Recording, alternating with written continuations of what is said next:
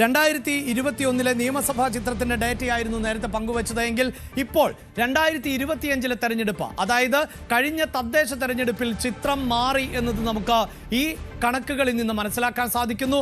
UDFന്റെ vote pattern എന്നത് 45,953 എന്നതിലേക്ക് എത്തുമ്പോൾ LDFന്റെ വോട്ടുകളിൽ കാതലായ കുറവ് സംഭവിച്ചിട്ടുണ്ട് എന്നതാണ്. 46,456 വോട്ടുകൾ ആണ് ഈ കഴിഞ്ഞ തദ്ദേശ തെരഞ്ഞെടുപ്പിൽ ഇടതുപക്ഷത്തിന് സ്വന്തം പോക്കറ്റിലാക്കാൻ സാധിച്ചത് എന്നിടത്താണ് ഈ കണക്കുകൾ മാറിമറിയുന്നത്. ഓർക്കുക, 57,000-ൽ നിന്നാണ് ആ വോട്ടുകൾ ഈ നിലയിലേക്ക് 46,000-ലേക്ക് താഴ്ന്നിട്ടുള്ളത്. NDAയുടെ ചിത്രമാകട്ടെ മാറുകയും ചെയ്യുന്നു. 14,000 വോട്ടുകൾ മാത്രം 2021 നിയമസഭാ തെരഞ്ഞെടുപ്പിൽ ലഭിച്ച NDAക്ക് ഈ കഴിഞ്ഞ തദ്ദേശ തെരഞ്ഞെടുപ്പിൽ 22,000-ലധികം വോട്ടുകൾ സമാഹരിക്കാൻ സാധിച്ചു. അവിടെ ഏറ്റവും താഴെയായുള്ള ഒരു ഡേറ്റ കൂടി പ്രേക്ഷകർ ശ്രദ്ധിക്കുക. LDFന്റെ ലീഡ് എന്നതാണ്. കഴിഞ്ഞ നിയമസഭാ തെരഞ്ഞെടുപ്പിൽ 7,000-ഓളം വോട്ടുകളുടെ ലീഡ് ഉണ്ടായിരുന്ന കുട്ടനാട് തദ്ദേശ തെരഞ്ഞെടുപ്പിന് ശേഷം 503 വോട്ടുകളുടെ ലീഡിലേക്ക് താഴ്ന്നു എന്നതാണ് സാഹചര്യം. അപ്പോൾ സ്വാഭാവികമായും അവിടെ UDFന് പ്രതീക്ഷയുണ്ടാകും എന്നത് ഊഹിക്കാവുന്നതേയുള്ളൂ. അതുകൊണ്ട് തന്നെയാണ് UDFനുള്ളിലും ഇപ്പോൾ തർക്കം രൂക്ഷമാകുന്നത്. അതെന്താണ് ആ തർക്കത്തിന്റെ അടിസ്ഥാനം എന്നതാണ്. അവിടെ കേരള കോൺഗ്രസ് ആണ് സ്ഥാനാർത്ഥിയെ മത്സരിപ്പിക്കുന്നത് എങ്കിൽ ഇത്തവണ അവിടെ കോൺഗ്രസ് ആ സീറ്റ് ഏറ്റെടുക്കണമെന്നും അങ്ങനെ ഒരു മത്സരത്തിന് കളമൊരുക്കണം എന്നതുമാണ് ഇപ്പോഴത്തെ വിവരം. അവിടെ കഴിഞ്ഞ ദിവസം ന്യൂസ് 18 അബു ജോൺ നൽകിയ ഒരു അഭിമുഖം ഉണ്ടായിരുന്നു. ആ അഭിമുഖത്തിൽ കുട്ടനാടടക്കം വിട്ടുകൊടുക്കില്ല എന്ന് അദ്ദേഹം ആവർത്തിച്ചു പറഞ്ഞു. അതൊരിക്കൽ കൂടി ഒന്ന് പ്രേക്ഷകർക്ക് കേൾക്കാം. നിങ്ങൾക്കിപ്പോൾ 10 സീറ്റുകളാണ് മത്സരിക്കുവാനുള്ളത്. അപ്പോൾ ഈ മധ്യ തിരുവിതാംകൂറിൽ നിങ്ങൾ ഇത്തവണ കരുത്ത് തെളിയിച്ച സ്ഥിതിക്ക് അതിനേക്കാൾ കൂടുതൽ സീറ്റുകൾ നിങ്ങൾക്ക് ആവശ്യപ്പെടാവുന്നതല്ലേ? അത് ഞാൻ പറയേണ്ട കാര്യമല്ല. അത് പാർട്ടിയിലെ എന്ന് പറയുന്നത് പ്രമുഖരായ നേതാക്കന്മാരെ മുകളിലുണ്ട്. അതൊന്നും ഞാൻ പറയേണ്ട കാര്യമല്ല. പക്ഷേ ഞാൻ പറയുകയാണ്, ഒരു മുന്നണിയുടെ ശക്തി എന്ന് പറയുന്നത് ആ മുന്നണിയുടെ ഘടക കക്ഷികളുടെ ശക്തിയാണ്. അപ്പം ഒരു കോൺഗ്രസ് നമ്മൾ ആലോചിക്കേണ്ട ഒരു കാര്യം, ജോസ് കെ മാണി വിഭാഗം അങ്ങോട്ട് പോയപ്പോൾ കഴിഞ്ഞ പ്രാവശ്യം അവർക്ക് 13 സീറ്റുകൾ കൊടുത്തു. നമ്മുടെ കുറ്റ്യാടി ഉൾപ്പെടെ അവിടെ എന്തോ ഒരു പ്രാദേശിക വിഷയം വന്നപ്പോഴത്തേക്ക് പ്രാദേശിക വിഷയം അത് മാറ്റിയിട്ട് 12 സീറ്റുകൾ കൊടുത്തു. അതാണ് രാഷ്ട്രീയം എന്ന് പറയുന്നത്.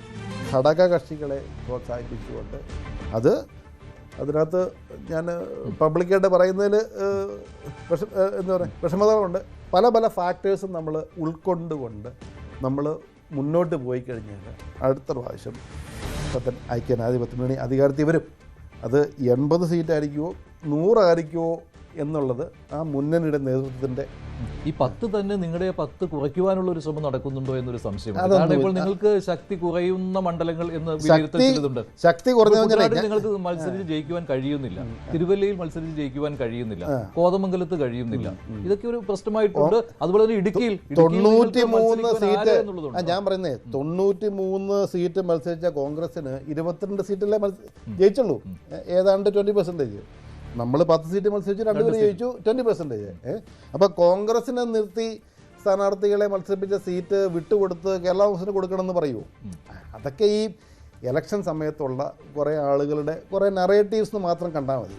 10 സീറ്റ് എന്നുള്ളത് കേരള കോൺഗ്രസ് മത്സരിച്ചിരിക്കും. അത് ഇന്ന് രാവിലെ മോഹൻ ജോസഫ് പറഞ്ഞിട്ടുണ്ട്, പാർട്ടി ചെയർമാനും അത് പറഞ്ഞിട്ടുണ്ട്. 10 സീറ്റ് എന്നുള്ളത് കേരള കോൺഗ്രസിന് അവകാശപ്പെട്ട 10 സീറ്റുകളാണ്. 11 വേണമെങ്കിൽ നമുക്ക് ആവശ്യപ്പെടാം. പക്ഷേ നമ്മൾ പറയുന്ന ഇതിനകത്തൊരു ഇനിയൊരു എന്തു പറയുന്നത് ഒരു ആശയക്കുഴപ്പം ഉണ്ടാക്കുവാൻ വേണ്ടി കേരള കോൺഗ്രസ് പാർട്ടിക്ക് ആഗ്രഹമില്ല എന്ന് ഇന്ന് മോഹൻ ജോസഫ് പാർട്ടിയുടെ നേതാവ് ഇന്ന് പറഞ്ഞിട്ടുണ്ട്. പാർട്ടി ചെയർമാൻ ഇത്തവണ മത്സരിക്കുമോ ഇല്ലയോ? അപ്പച്ചനോ? ആ ചോദ്യത്തിന് പോലും പ്രസക്തിയില്ലോ. ഇന്ന് തൊടുപുഴ എന്ന് പറയുന്ന ഒരു നിയോജക മണ്ഡലം എന്ന് പറയുന്നത് കേരളത്തിന് മൊത്തം ഒരു മാതൃകയാണ്. PJ ജോസഫ് തൊടുപുഴയ്ക്ക് ചെയ്തതുപോലത്തെ ഒരു കാര്യം ഈ കേരളത്തിലെ ഒരു MLA പോലും ഒരു നിയോജക മണ്ഡലത്തിൽ ചെയ്തിട്ടില്ല. അപ്പച്ചനെ കഴിഞ്ഞതിന് മുമ്പത്തെ പ്രാവശ്യം കിട്ടിയ ഭൂരിപക്ഷം എന്ന് പറയുന്നത് കേരളത്തിലെ റെക്കോർഡായിരുന്നു. 45,000 വോട്ടിൻ്റെ ഭൂരിപക്ഷത്തിലാണ് ജയിച്ചത്. ഈ കഴിഞ്ഞ പ്രാവശ്യം അപ്പച്ചൻ മത്സരിച്ചപ്പം അപ്പച്ചൻ കോവിഡ് പിടിച്ചിട്ട് ട്രിവാൻഡ്രത്ത് SIT ഇവിടെ എന്ത് പറയുന്നത് ഇവിടുത്തെ ICUവിൽ 1 മാസം കിടന്നതാണ്. എന്നിട്ടും ശക്തമായ ഇടത് തരംഗത്തിൽ വീട്ടിലിരുന്ന് അപ്പച്ചൻ ജയിച്ചതാണ് 22,000-23,000 വോട്ടിന്. PJ ജോസഫ് എന്ന് പറയുന്നത് തൊടുപുഴക്കാരുടെ ഹൃദയത്തിലുള്ളൊരു ഒരു വ്യക്തിയാണ്. അപ്പച്ചൻ ഇനിയും ആരോഗ്യമുണ്ടെങ്കിൽ അപ്പച്ചൻ മത്സരിക്കും. തൊടുപുഴയിൽ നിന്നൊരു നല്ല മന്ത്രിയായിട്ട് വീണ്ടും തൊടുപുഴ വരും. യെസ്, തൊടുപുഴയും ഇടുക്കിയും കുട്ടനാടും ഉൾപ്പെടെ ഏതൊക്കെ സീറ്റുകളാണോ കേരള കോൺഗ്രസിനുള്ളത് അതിൽ എല്ലാം മത്സരിക്കുക തന്നെ ചെയ്യും. 10 സീറ്റിൽ 1 സീറ്റ് പോലും വിട്ടുകൊടുക്കില്ല എന്ന് ഉറപ്പിച്ചു പറയുന്ന പശ്ചാത്തലം ആണ് ഉള്ളത്. അവിടെ ശരണ്യ നേരത്തെ നൽകിയ കണക്കുകൾ പ്രകാരം നമുക്ക് മനസ്സിലാക്കാൻ സാധിക്കും. UDF-നും ഒന്ന് ആഞ്ഞു പിടിച്ചാൽ ഈ കുട്ടനാടിനെ മറച്ചിടാൻ അത്ര ബുദ്ധിമുട്ടൊന്നുമില്ല. അങ്ങനെയെങ്കിൽ തോമസ് കെ തോമസ് പറയുന്നത് പോലെ അല്ല സാഹചര്യം എന്നത്. അവിടെയാണ് കോൺഗ്രസ് തിരിച്ചു വരാൻ ആഗ്രഹിക്കുന്നത്. അതിൽ ചിലരൊക്കെ നേരത്തെ തന്നെ കച്ചകെട്ടി ഇറങ്ങിയിട്ടുണ്ട് കോൺഗ്രസിന് വേണ്ടി എന്നത് നമുക്കറിയാവുന്നതുമാണല്ലോ. പക്ഷേ ഇപ്പോഴത്തെ ഒരു രാഷ്ട്രീയ സാധ്യത എത്രത്തോളമാണ്? UDF-നുള്ളിൽ കോൺഗ്രസിന് ആ മണ്ഡലം തിരിച്ചു എടുത്ത് പോരാട്ടത്തിനിറങ്ങാൻ പറ്റുന്ന ഒരു സാഹചര്യമാണോ ഉള്ളത്?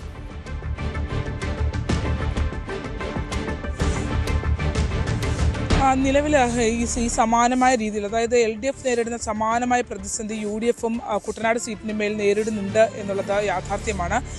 ഇപ്പോൾ കുട്ടനാട് സീറ്റ് കഴിഞ്ഞ തവണ മത്സരിച്ചത് കേരള കോൺഗ്രസിൻ്റെ ജേക്കബ് എബ്രഹാമാണ് മത്സരിച്ചത്. എന്നാൽ ഇത്തവണ അതിലേക്ക് വരുമ്പോൾ PJ ജോസഫ് വിഭാഗത്തിന് തന്നെ റെജി ചെറിയാൻ ആ സീറ്റ് നൽകണം എന്നുള്ള ഒരു ആവശ്യം ഉയർന്നു വരുന്നുണ്ട്. റെജി ചെറിയാൻ്റെ ഒരു പശ്ചാത്തലം പരിശോധിക്കുകയാണെങ്കിൽ അദ്ദേഹം ആലപ്പുഴയിലെ ഒരു പ്രധാനപ്പെട്ട ബിസിനസ്സുകാരനാണ്.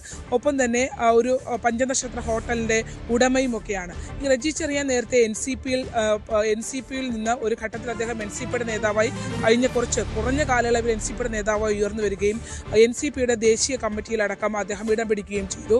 എന്നാൽ NCP-യിൽ നിന്നുകൊണ്ട് വളരെ പെട്ടെന്ന് അദ്ദേഹം മാറി 3 മാസത്തിന് മുമ്പ് PJ ജോസഫ് വിഭാഗത്തിനോടൊപ്പം എത്തി.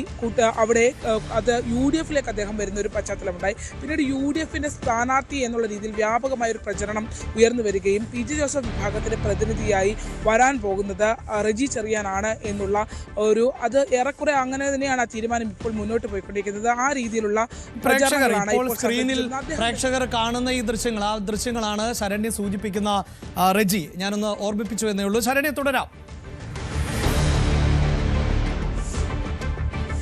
അപ്പോൾ റെജി ചെറിയാൻ ഈ രീതിയിൽ ഇടപെടൽ നടത്തുന്നുണ്ട്. അദ്ദേഹം പല ഘട്ടങ്ങളിലായി ഭവന സന്ദർശനങ്ങൾ ഉൾപ്പെടെ നടത്തി പരിപാടികൾ സംഘടിപ്പിച്ച് മുന്നോട്ട് പോകുന്നുണ്ട്. അപ്പോൾ ഇത് കോൺഗ്രസിനുള്ളിൽ വലിയൊരു അതൃപ്തി ഉണ്ടാക്കിയിട്ടുണ്ട്. പ്രത്യേകിച്ച് 2 മുന്നണികളുടെയും, LDF-ൻ്റെതാണെങ്കിലും UDF-ൻ്റെതാണെങ്കിലും 2 മുന്നണികളിലെയും പ്രാദേശിക നേതൃത്വങ്ങൾ വലിയ അതൃപ്തിയിലാണ്. ഈ ഇത്തരത്തിലുള്ള കെട്ടിയിറക്കുന്ന സ്ഥാനാർത്ഥികളെ സംബന്ധിച്ച് വലിയ അതൃപ്തി ഉണ്ടാകുന്നുണ്ട്. കാരണം അവരവിടെ ഫേസ് ചെയ്യേണ്ടി വരുന്ന പ്രശ്നങ്ങൾ എന്ന് പറയുന്നത് വികസന പ്രശ്നങ്ങൾ ഉൾപ്പെടെയുള്ള ധാരാളം കാര്യങ്ങൾ നിൽക്കുന്നു. ഇവർക്കാർക്കും വരുന്നവർക്കാർക്കും ഒരു രാഷ്ട്രീയ പശ്ചാത്തലമോ പ്രവർത്തന മികവോ ഉള്ളവരല്ല.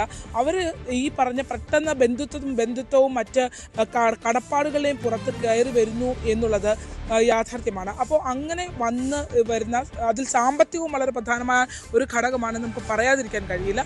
അങ്ങനെ കടന്നു വരുന്ന ആളുകൾ എത്രമാത്രം ആത്മാർത്ഥമായ ഒരു മണ്ഡലത്തിന് വേണ്ടി ഇടപെടൽ നടത്തുന്നുണ്ടെന്നുള്ള ചോദ്യം വളരെ പ്രധാനപ്പെട്ടതാണ്. നേരത്തെ KC ജോസഫ് അടക്കമുള്ള ഇത് ഒരിക്കലും കുട്ടനാട് മണ്ഡലം LDF മണ്ഡലമല്ല, മറിച്ച് KC ജോസഫ് അടക്കമുള്ളവർ നിരന്തരം മത്സരിച്ച് വിജയിച്ചിരുന്ന സ്ഥലമാണ്.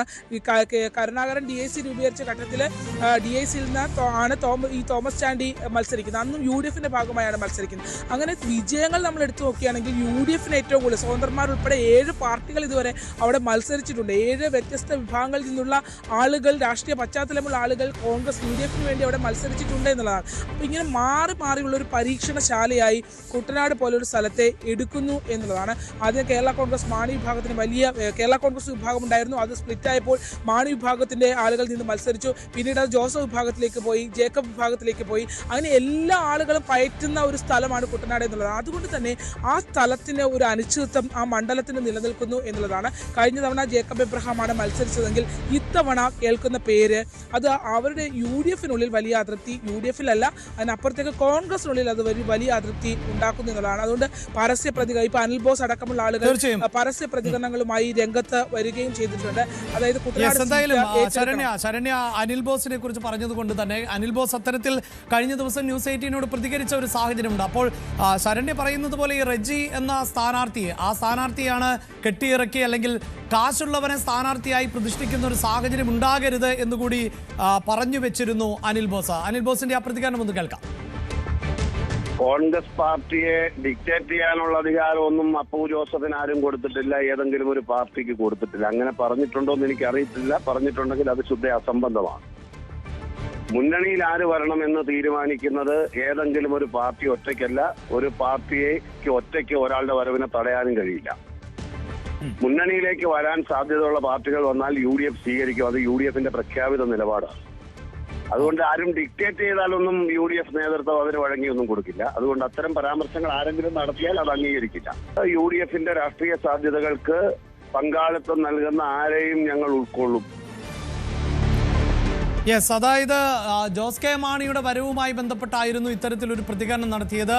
അങ്ങനെ ആരെയും ഉൾക്കൊള്ളാൻ തയ്യാറാകും എന്ന് പറയുമ്പോൾ തന്നെ അവിടെ കൃത്യമായി കോൺഗ്രസിന് മത്സരിക്കണമെന്ന് തോന്നിയാൽ കുട്ടനാട് മത്സരിക്കുക തന്നെ ചെയ്യും എന്നുകൂടിയാണ് അനിൽ ബോസ് പറഞ്ഞു വെച്ചത്. ശരണ്യ,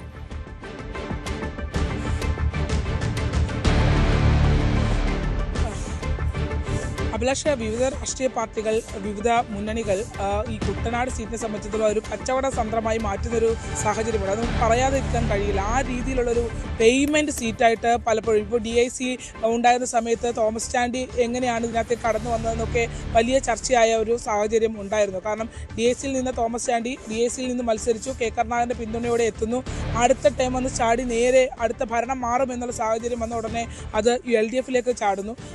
ഇങ്ങനെ മാറി തിരിഞ്ഞും ഉള്ള ഇപ്പം ഡോക്ടർ KC ജോസഫ് ആണെങ്കിൽ അദ്ദേഹം കേരള കോൺഗ്രസിന്റെ ഭാഗമായി നിന്ന് ഇടതുപക്ഷത്തിന്റെയും വലതുപക്ഷത്തിന്റെയും ആളായി മത്സരിച്ച് ജയിച്ചിട്ടുണ്ടെന്നുള്ള അപ്പോൾ ഒരു അനിശ്ചിതത്വമുണ്ട്. ഇത് തുടർച്ചയായി ആളുകൾ മത്സരിക്കുന്ന ആളുകൾ ഭരണത്തിന്റെ സാഹചര്യം അനുസരിച്ച് കമ്മിറ്റ്മെന്റ് ഇല്ലാതെ ചാടി അപ്പുറത്തേക്കും ഇപ്പുറത്തേക്കും പോകുന്നു. ഇതിപ്പോൾ കണ്ട് മനമെടുത്തിട്ടുള്ള ജനങ്ങളാണ് കുട്ടനാട്ടിൽ ഉള്ളത് എന്നുള്ളതാണ്.